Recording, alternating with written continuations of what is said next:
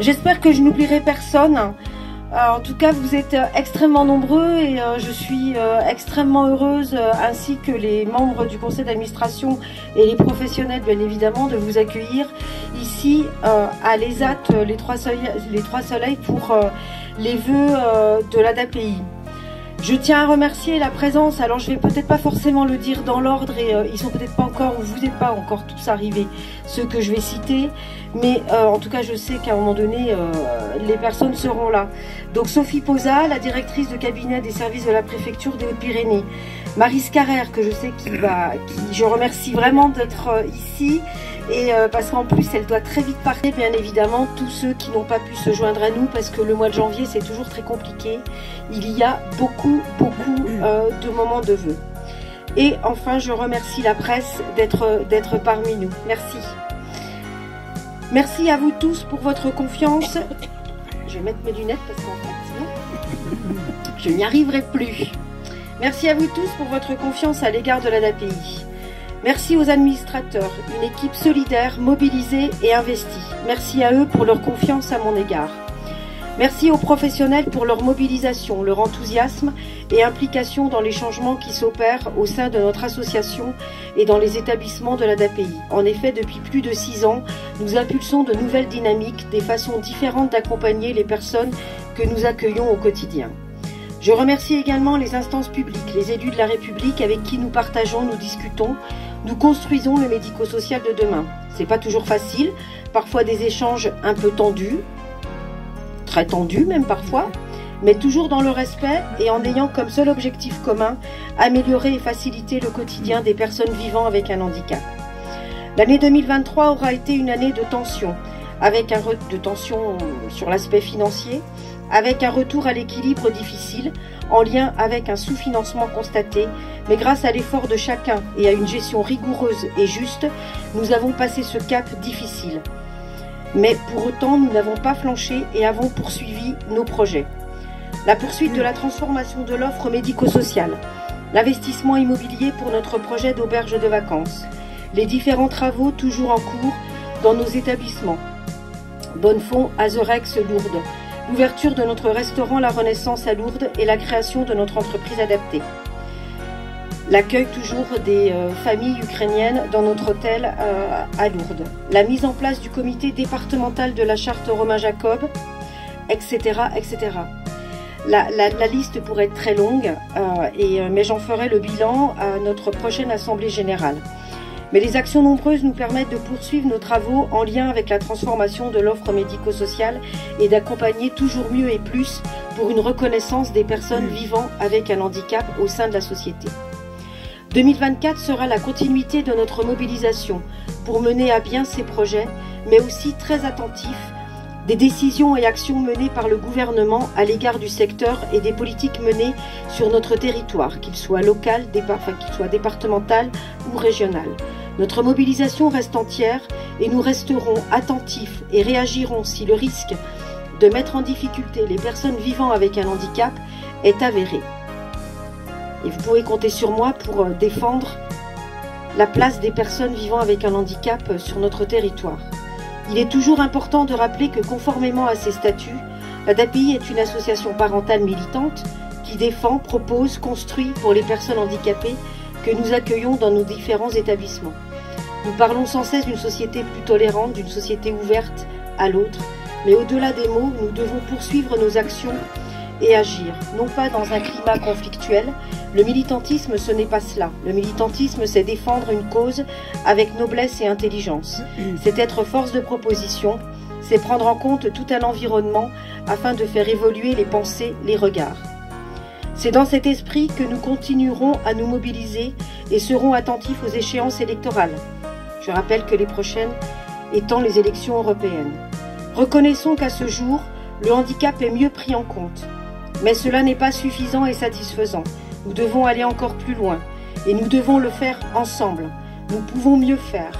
Aujourd'hui encore, trop de personnes vivant avec un handicap n'ont pas accès aux soins, n'ont pas accès à la culture, n'ont pas accès au sport, n'ont pas accès à l'enseignement, à l'apprentissage, au travail, n'ont pas accès tout court à un accompagnement.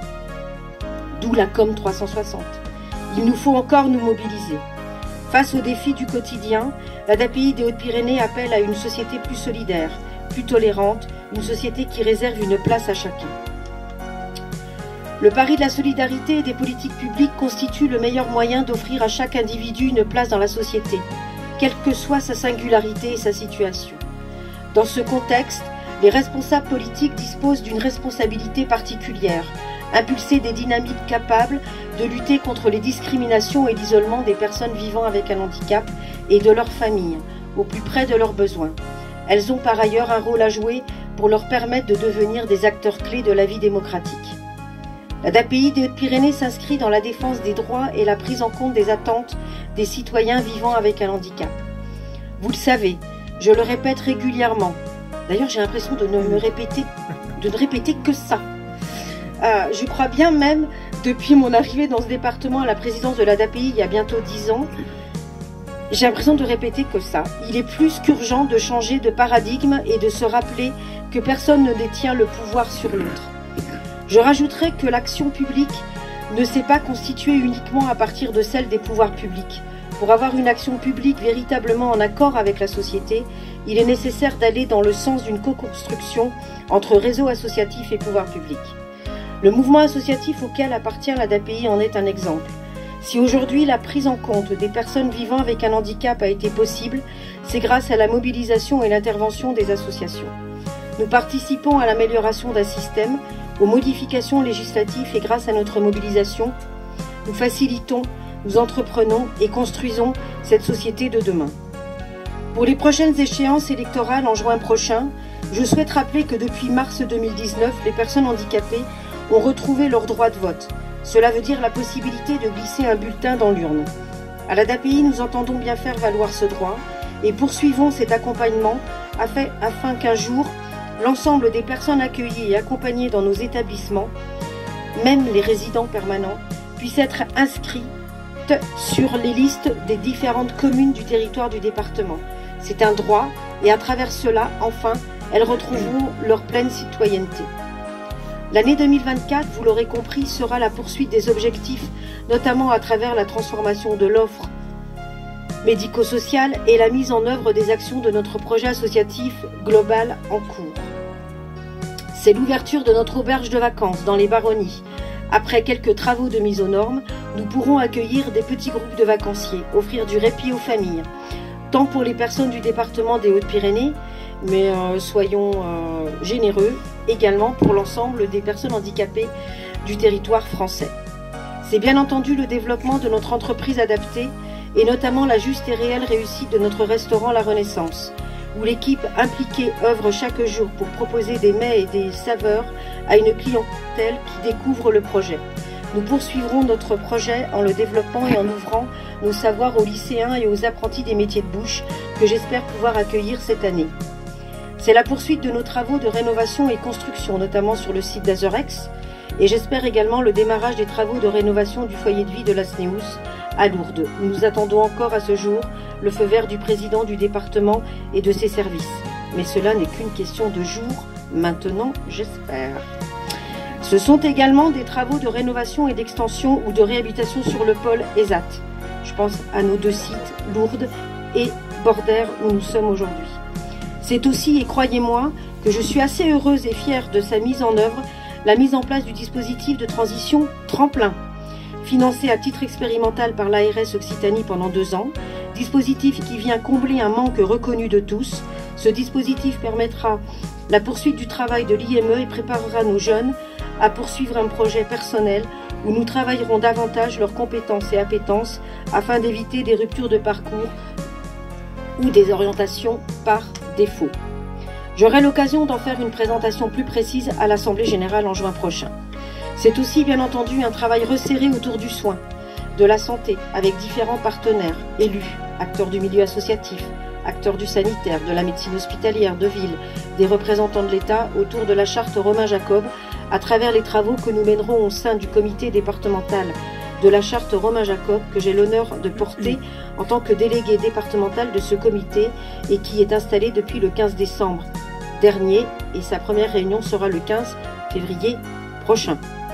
C'est la poursuite du travail avec l'éducation nationale et l'État autour de la place de l'IME au sein de l'école.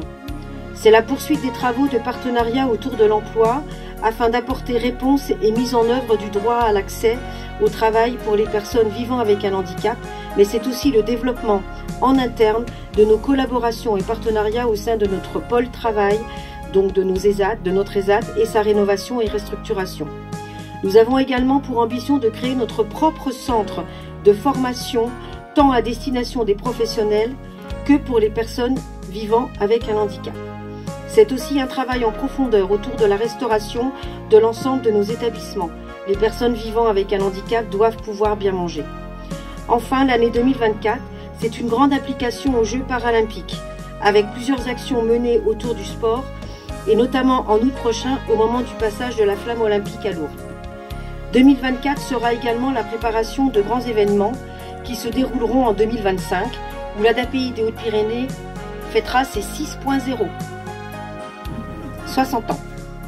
Mais j'aurai l'occasion d'en reparler à une autre occasion. Enfin, oui. 2024, c'est aussi l'ouverture de notre salon de thé à La Montjoie avec ses diverses activités créatives de découverte. Un enchantement d'action destiné bien entendu aux personnes que nous accueillons dans nos établissements, mais également aux personnes de ce territoire des Hautes-Pyrénées. Vous le savez, j'aime bien cette idée d'inclusion inversée et de faire découvrir en interne nos savoir-faire et nos talents. Et il y en a beaucoup. Je m'arrêterai là pour les projets. Mesdames et messieurs, le message que je souhaite porter devant vous pour cette nouvelle année 2024 est que c'est ensemble que nous contribuerons au changement nécessaire afin de rendre cette société réellement accessible. L'ADAPI doit être un acteur majeur, un partenaire essentiel pour les décideurs. L'ADAPI est témoin des réalités vécues, un garant de l'innovation. Alors mettons de côté nos vieilles rancœurs, si toutefois il en existe encore, et construisons ensemble cette société de demain. L'ADAPI est et restera un véritable moteur pour entreprendre, pour accompagner, pour développer de nouvelles solutions, et cela toujours en adéquation avec les besoins et les attentes des personnes accueillies et accompagnées ainsi que leurs familles.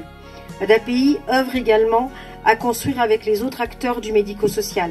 C'est tous ensemble, chacun dans nos rôles et sensibilités que nous réussirons. Face à ces changements, notre rôle a tout son sens et doit monter en puissance. L'épanouissement de chacun dans le respect des différences. Bonne et heureuse année 2024.